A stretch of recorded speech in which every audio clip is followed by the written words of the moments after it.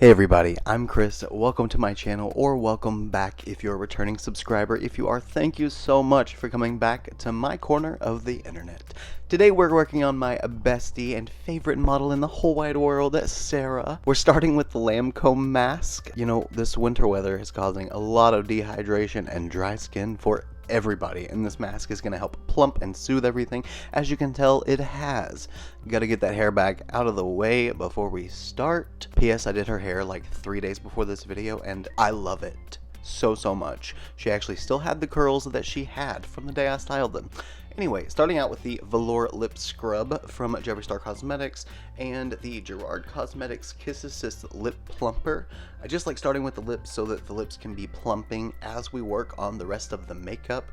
I like the lips to be ready for me to go in with product the moment I'm done with everything else. So I'm just getting a really good coat applied and making sure we've got even coverage everywhere. Now going in with the Gerard Cosmetics Clean Canvas Eye Base in the shade Fair. Now I know it looks like I like to put a lot of this on. That's because, well, I do. I really do. It's got really great coverage. It cancels out any darkness on the lids, which I struggle with a lot. Also, so does Sarah. Rather than using a concealer, I just go ahead and take the eyeshadow base and carve out the brows at the same time. Why not? Two birds, one stone, you know the whole deal. And you guys, whenever Sarah comes over and we do makeup, it's not like a speedy, get it done in an hour kind of thing. This is like, we hang out, we chill, we get creative, we play. Actually, we watch movies. We watched a few movies, I believe. We watched The Boys. So funny with Will Ferrell and Mark Wahlberg. Then after that, we watched on HBO Max the Harry Potter Tournament of the Houses. You guys, if you like Harry Potter and you haven't seen that, go watch it. It is so good. It's like a trivia game show kind of thing, but all Harry Potter. We're both really big Harry Potter nerds, so that was a very fun game show for us to watch together. Now, another reason why I like to use so much eyeshadow base is because I go in with a sponge afterward just to smooth everything out and pick up any excess product so it doesn't look thick and cakey. But man, do I love that coverage. I like to build it up first. Just my method. You know, method to my own madness. Sorry if I sound kind of nasally, by the way. It's because I am. I'm sick. Again. With whatever this crap is that's going around. I had it first like 3 or 4 weeks ago. Then I gave it to Mark. Then Mark had it. I was fine. And now Mark has given it back to me. What goes around comes around, I guess, huh? Now the eyeshadow. This is the Jeffree Star Cosmetics Blue Blood palette, starting with the shade Undertaker. I'm using the darkest shade first. That way I can build the lighter shades on top and I don't have to be too afraid of getting the dark shades way too high up. I'm starting out by just shaping out the sort of angle that I want her wing to come out at. Not specifically a wing per se, but her eyeshadow wing. And you guys, this is so hard to do without getting in front of the camera and getting things even. You can see my first two lines are terrible. They are not symmetrical, even close. But then again, you know, when I'm like looking at it from the side, they looked completely symmetrical. So you'll see a few moments throughout this video where I have to turn the chair to the side so I can look at her straight on, just so I don't block the camera. And I probably do block the camera a few times. Please forgive me if I do. With the wing shape mostly applied and stamped out, I'm now going in and filling the crease with the same shade. This is the lowest point of the crease that is going to show shadow. And this is going to be a cut crease as well, so I want to be sure that the darkest shadow is going to be right along that crease line, so it makes the cut crease part of the crease look even more dramatic. The darker the shade by your cut, the more apparent your cut is going to be. And you can see with Sarah here, she's got these beautiful downturned, super kind looking eyes. Don't let that fool you. No, I'm just kidding. She's actually really sweet.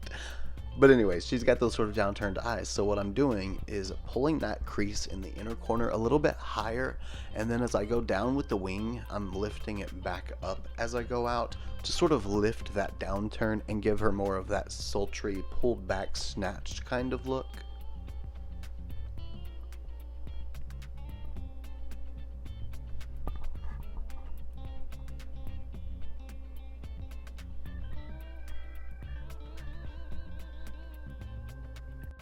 Using the shade Blue Blood, I'm now going to take that and start packing it over the Undertaker shade. It's halfway on her blank skin above the shade and then halfway on the Undertaker shade itself. This way I get sort of a half and half application, and currently I'm just stamping for the most part. I'll go in and blend here and there just to kind of finesse the edges and see how everything is laying, but mainly I want to get the color on and over that dark. Here I'm going in with a really fine detail brush just so I can make the blend a little softer between the Undertaker shade and the Blue Blood shade. Since I applied some of that lighter blue over the darker blue, I'm trying to just bring out a little bit of that richer, darker shade again and get the blend nice and soft before I go back in and pack more pigment on top of it. Like I always say, don't be afraid to take some lighter shadow at first, build it up, blend it out, and then go back in and add more pigment. You want all the colors you're using to show in the end, so why not finesse your blend and then add more pigment? It's just one more step. It's not a big deal, and it's going to change the end result dramatically. Taking I'm Cold and Mint Tea, this is going to be our lightest shade, and again I'm packing that on the highest portion of the crease. We're sort of making a gradient here from the darkest to the lightest shades, and we actually mixed the two because I pulled out all of the lip colors that we had available, the blue toned lip colors, because this look was going to be monochromatic, and I had some mint lip colors and some like baby blue lip colors, so I didn't really know which direction we were going to go in. So I figured if I mixed the two, then it wouldn't matter which lip I chose, and it would match no matter what. But in the end, you'll see it didn't matter anyway. Cutting the crease now with the P. Louise Base IC, like basic base, it's cute, in the shade Bangin' Blue, I'm pretty sure. And with the base actually applied, going in and just smudging those edges where the Undertaker shade is into that base just a tiny little bit, so it's not such a harsh line in between the cream base and the powder shadow that was finished off. Since there's going to be other shades on top of the base, I want to make sure that I keep everything really nice, smooth, and soft looking. And I'm also pulling down the Undertaker shade, not only in the upper part of the outer V in the crease, as well as the lower part of the outer V. I'm pulling it down further onto the lash line, that way it kind of thickens the lash line, adds a little more volume at the lashes, without actually having to add volume at the lashes. Also, for any kind of hooded part of the lids, which Sarah and I both have, mine is much more intense than hers though, this will help sort of hide that and give the appearance that you don't even have a hood. It's actually sort of the same effect as what you would do for an eyeliner with someone with hooded lids. I like to call it the bat wing because it kind of looks like a bat wing, as you can tell from the right side of her eye. Same kind of concept, that essentially looks like a liner for hooded lids. That way whenever you relax your forehead, open your eyes and look straight forward, it looks like the liner is perfectly seamless. To make sure the blend isn't too harsh between Undertaker and the basic P. Louise base, I'm also using the shade Blue Blood to blend out Undertaker into the base. As you can see, the transition between those shades is just really stark, so I wanted to make it a little softer by adding the Blue Blood shade on top. Finally, our favorite parts, taking the Too Faced glitter glue, going ahead and applying that everywhere we cut the crease, just right on top of the eyeshadow base. Now I'm making sure that I get really good coverage with this because I want the glitter that we're going to use, yes, glitter, to stick everywhere. I want it to be super opaque and very obvious. That's also why I used a colored base, so that way the glitter would have something colored already to go on top of, so it would sort of fill in the empty space a little bit.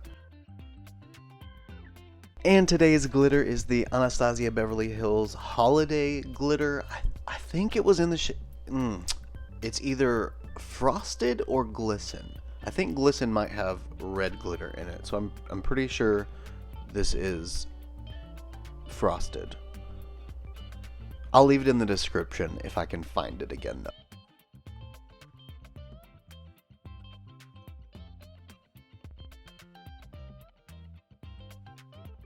Moving on to the face makeup, priming with the Bobbi Brown Vitamin Enriched Face Base. This stuff is amazing. It is so nourishing, so plumping, and it smells fantastic.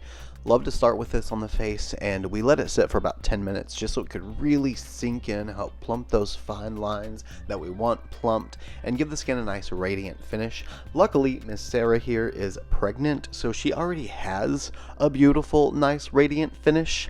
Lucky. But we're just adding a little more on top of it. My all-time favorite primer, the Winky Lux Whipped Cream Primer, amazing for pore filling. It also slightly mattifies. She and I both don't need mattifying properties though, we need more hydrating properties, but as a pore filling primer, it's fantastic, and you don't have to worry about the mattifying properties drying anything down, because it's mattifying without being drying. Luckily, we still have one more primer that I'm going to use to go in and just add some more glow to the skin. Love me the glow, especially for wintertime. Now for the Merit Great Skin Glow Serum. This is the one I was talking about that is super radiant. You can even see where I just swiped the brush from the product that it left a glow on the skin. P.S. I sanitize my hands every time I put something in my hands to use, just so you guys know. But honestly, I mean, she's my bestie. She wouldn't care if I didn't. But just so you guys know, I'm kind of like sanitary OCD, so I like to be clean. Now I see this all the time on TikTok. When you're putting stuff on your face with your hands, try your hardest not to pull downward. I mean, think about it. You push downward on your skin every day that you're putting on makeup. Imagine over the span of 5 years what that's doing to your face. Gravity's already pulling it down. You're only adding to that. So every time you're going on your face, like I'm doing here on Sarah's face, try your hardest to use either sideways motions or upward motions rather than downward motions. I know it seems like it's such a useless thing because it's so small, but trust me, it adds up. It really does. Best product on the market for blemish covering, in my opinion, is the NARS Soft Matte Concealer. We're using 2 different shades here. I just mixed 2 of them. I don't remember the shades. If I can find them, again, I will list them in the description. Just using these to cover those, prenatal hormonal outbreaks. We don't love those. Also covering the little bit of redness that she's got around her nostrils, and very lightly, keyword lightly, blending out all of the concealer. The concealer was getting a little bit drier toward the bottom of the face, so I went ahead and just sprayed her entire face with the MAC Fix Plus in the scent Rose, I'm pretty sure, just to re-wet everything a little bit and give a little bit more moisture back to the skin so I could continue to blend out that concealer. Color corrector time. Here we've got the Jeffree Star Cosmetics Magic Star Concealer / color correctors. I'm using the shade Peach for under her eyes, and the green is going to be for any redness that she's got, which she's kind of got the same as me. It's kind of splotchy throughout her face, mainly on her cheeks, but some other areas as well. And for those of you with medium to light skin, I recommend a peach color corrector over an orange color corrector for your under eyes. For us folk with lighter skin, peachiness is a lot less dramatic, and orange is typically a little too deep for our skin tone. But I mean, if you've been using orange and you just love your orange, do it to it, honey. It's your face, I don't care. But you should try peach if you haven't given it a shot and see if you like it more than orange.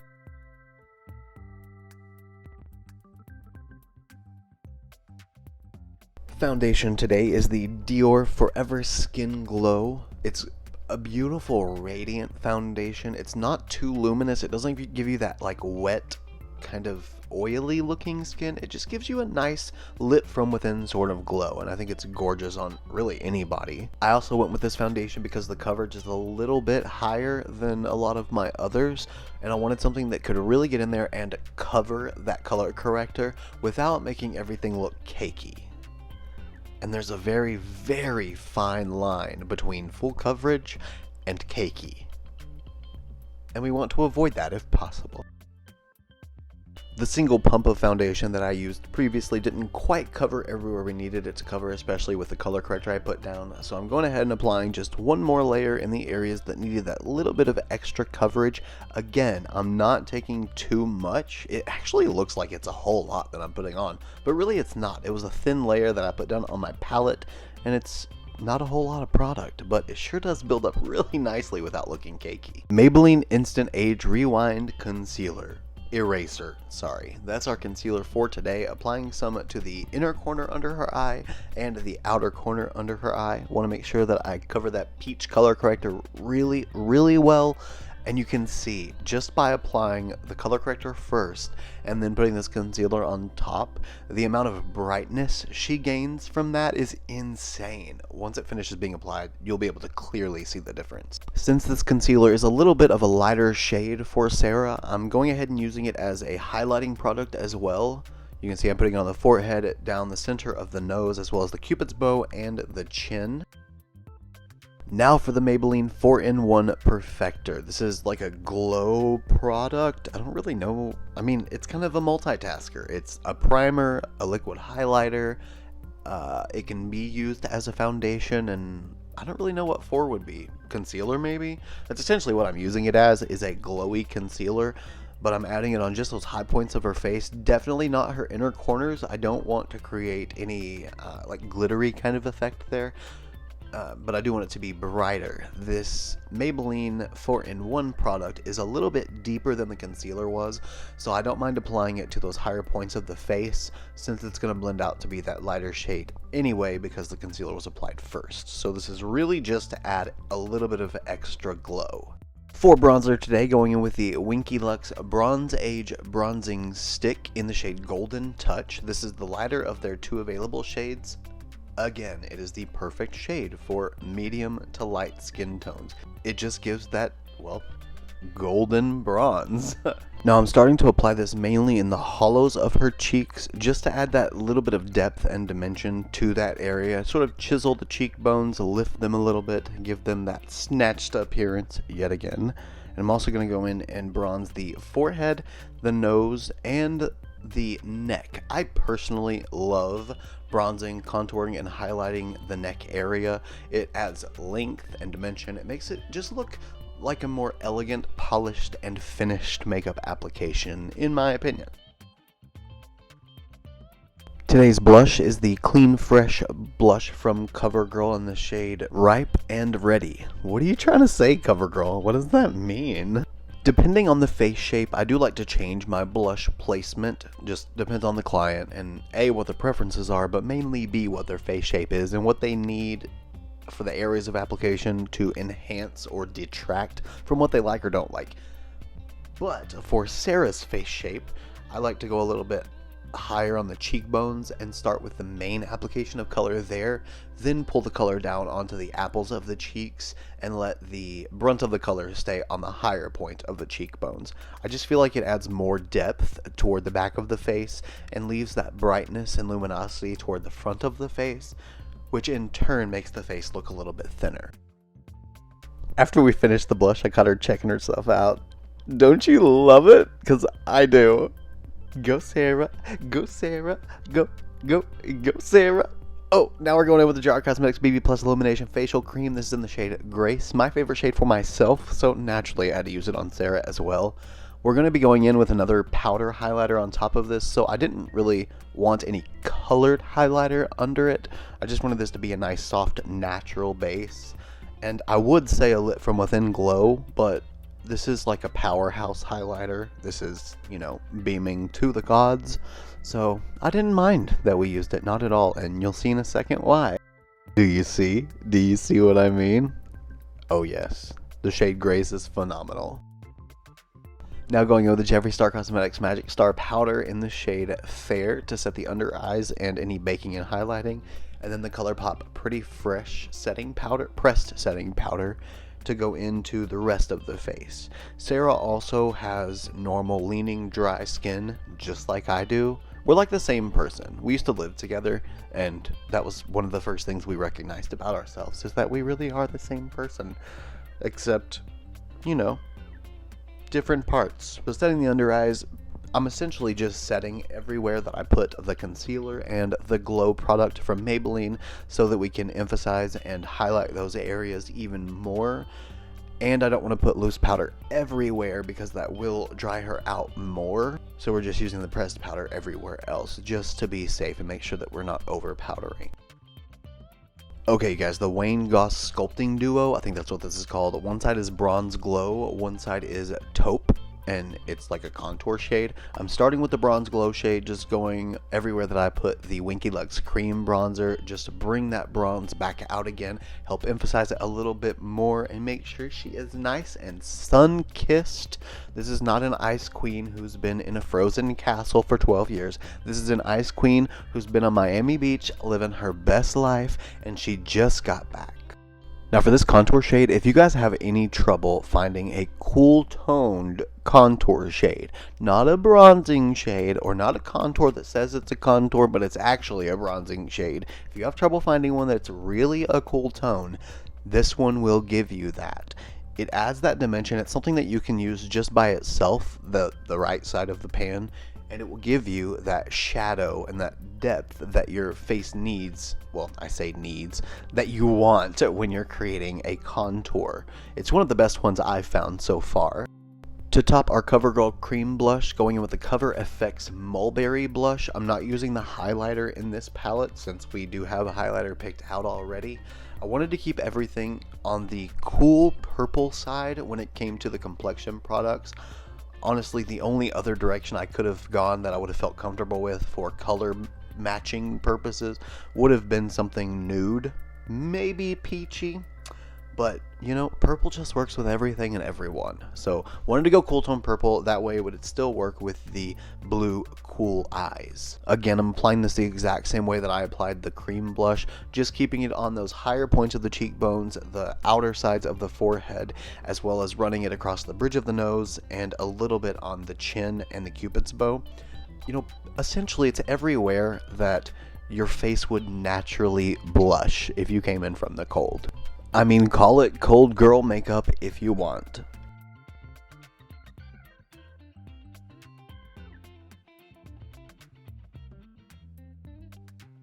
Let's throw on some eyeliner. This is the NYX Jumbo Stick in the shade Milk. I actually think they renamed it just to white, but I've had this eyeliner for a million years. Now taking some of the Undertaker shade across the lower lash line again, I'm essentially just taking those same crease shades that I used in the top and pulling those toward the bottom. I'm going to use the combination of the Undertaker shade and the shade I'm Cold.